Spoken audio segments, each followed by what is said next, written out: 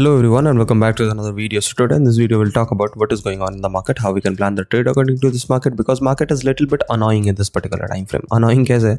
Annoying ऐसे है कि अगर आप ध्यान से देखोगे तो मार्केट में एक अच्छी खासी डंपिंग देखने को मिली, फिर यहाँ पे एक रिकवरी देखने को मिल रही है और ये एक बन रहा है फॉलिंग वेज, ठीक है, सॉरी राइजिंग वेज।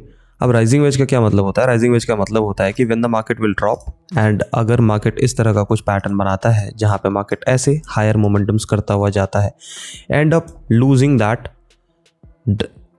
मोमेंटम, ठीक है, वो एंड अप लूज कर देता है वो मोमेंटम को। तो अभी के टाइम फ्रेम में यही कर रहा है मार्केट, है ना। सो अगर आप देखते हो 4 घंटे टाइम फ्रेम पे तो आपको दिखेगा कि मार्केट में एक अच्छी खासी रैली देखने को मिली थी। अब उस रैली का जो डंप है वो अपने ऑर्डर ब्लॉक एरिया तक आना चाहिए, मतलब अपने डिमांड एरिया तक आना चाहिए, जो कि नहीं आया अभी तक मार्केट, ठीक है। तो अब क्या हो सकता है, क्या प्रोबेबिलिटी है, ठीक है। अगर देखो, अगर ध्यान से आप, तो 2 चीज़ें हैं कि डिमांड तो आया ही नहीं मार्केट का ना, तो डिमांड नहीं आया तो फिर बाइंग अपॉर्चुनिटी सही नहीं होगी। यहाँ से आप करना चाहते हो कर लो, कोई दिक्कत नहीं है, बट आपके लिए बाइंग अपॉर्चुनिटी सही नहीं होगी, ठीक है। अगर आप इस हाइज और इस लोज के स्विंग को कंसिडर करो तब भी आपके पास फिबोनाची का ये लेवल बैठता है जो कि आपके लिए as a rejection point consider होगा, ठीक है। तो you should keep your eyes on this areas also. 97 600 500 वाला एरिया आपके लिए ठीक है, ठीक है, इस पर ध्यान रखो थोड़ा सा। अगर ये एरिया तक भी मार्केट आता है उसके बाद भी सेलिंग साइड अपॉर्चुनिटी बनेगी, ठीक है।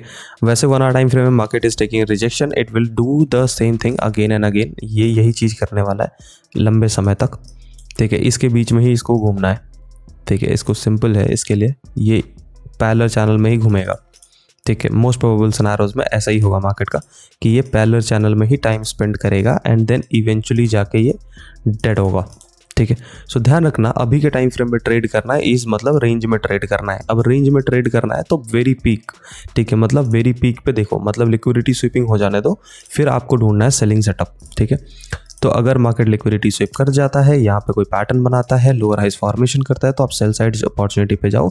नीचे आता है, यहाँ पे कोई बाइंग अपॉर्चुनिटी बनाता है, go for a long side trade अपने सेलिंग अपॉर्चुनिटी से, फिर ऊपर से सेल साइड ट्रेड। यही होगा, इसमें बड़े ट्रेड नहीं फाइंड कर पाओगे अंटिल अनलेस की मार्केट अपना बॉटम तोड़ दे या फिर अंटिल अनलेस की अपने सप्लाई को तोड़ दे। तो दोनों में से कोई भी कंडीशन अभी के टाइम फ्रेम पे नहीं है। तो अभी आप कॉम्प्लिकेटेड है मार्केट आपके लिए, रेंज बाउंडेड मोमेंटम है, रेंज में ट्रेड करना इज वेरी वेरी कॉम्प्लिकेटेड। अब रेंज में ट्रेड करना है तो आपको पीक पे सेल करो और बॉटम पे बाई करने की कोशिश करो। इथेरियम की बात करोगे तो Ethereum is doing the same thing. Market में ट्रेंड लाइन टूट चुका है, मतलब अपना मार्केट ने ब्रेक ऑफ स्ट्रक्चर कर चुका है, बॉटम ब्रेकडाउन, रिट्रेसमेंट हो रहा है। अब ये रिट्रेसमेंट कहाँ तक हो सकता है? It can go to this imbalances को फिल करने के लिए वो ऊपर जा सकता है। ये 2 इम्बैलेंसेस देख रहे हो, यहाँ इसको फिल करने के लिए ऊपर जा सकता है, मतलब 3420 तक जा सकता है, ठीक है। उससे ऊपर भी जा सकता है थोड़ा बहुत, बट या पॉसिबिलिटी यही है कि ये रिट्रेसमेंट करके फिर इवेंचुअली जाके ड्रॉप करना है इसको भी, ठीक है। कहाँ तक ड्रॉपिंग पॉसिबल है इसके लिए? 3212 के आसपास तक के लिए पॉसिबल है, ठीक है। मैक्सिमम क्रिप्टो करेंसी अभी के टाइम फ्रेम में थोड़ा डेड है और फ्राइडे मार्केट है आज, थोड़ा केयरफुल रहना, ठीक है। गोल्ड की बात करते हैं, देखो गोल्ड में क्या सिनेरियोज हो रहा है अभी के टाइम फ्रेम में। This is the little bit of supply area for the gold and इसी पर्टिकुलर एरिया से बार बार रिजेक्शन ले रहा है, ठीक है। So if you want to take a consider a long side trade in gold, ठीक है, आई हाईली रिकमेंड कि भाई आप इस ब्रेकआउट का वेट कर लो जो कि है 2636 का एरिया। जब तक ये ब्रेकआउट नहीं होता, जब तक आपके पास कोई अपॉर्चुनिटी नहीं है सिग्निफिकेंट अपसाइड मोमेंटम की, ठीक है, जो कि करने की कोशिश कर रहा है। बिकॉज अगर आप 15 मिनट टाइम फ्रेम में देखोगे तो एक ट्रेंड लाइन है जिसका ब्रेकआउट अभी देखने को मिल रहा है, ठीक है। अब ये ब्रेकआउट अगर सस्टेनेबिलिटी दिखाता है तो आपके पास एक लॉन्गिंग अपॉर्चुनिटी बनेगी once it will break this highs, ठीक है। ये हाइस को ब्रेक करेगा तो आपके पास एक लॉन्गिंग अपॉर्चुनिटी बनेगी, वरना अगर ये ट्रैप हुआ तो नीचे शॉर्टिंग अपॉर्चुनिटी, मतलब लाइक दिस।